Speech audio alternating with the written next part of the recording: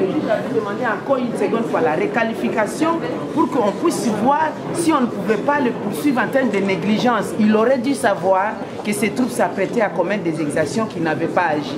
Mais ici, elle-même, la Cour vient de reconnaître qu'il avait agi, mais que ces agissements n'étaient pas suffisants. Si c'était suffisant, ça aurait pu permettre soit à réduire ou à limiter ces exactions. Maintenant, je voudrais savoir, les auteurs, les principaux auteurs, parce que la Cour a reconnu que c'était une guerre qui opposait Bozizé et Patassé, mais qu'ont fait ces auteurs, les responsables et les protagonistes sur terrain?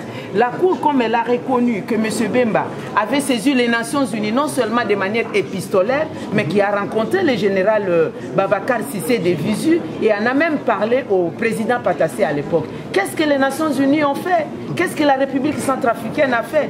Tout ça, ce sont des questions que nous devions nous poser. Voilà pourquoi nous parlons d'une justice sélective et que nous allons utiliser notre droit d'appel. Nous allons le faire. Mais là, on aurait voulu que cette conclusion se conclue, si vous voulez, par les peines. Mais on ne nous a pas donné les peines.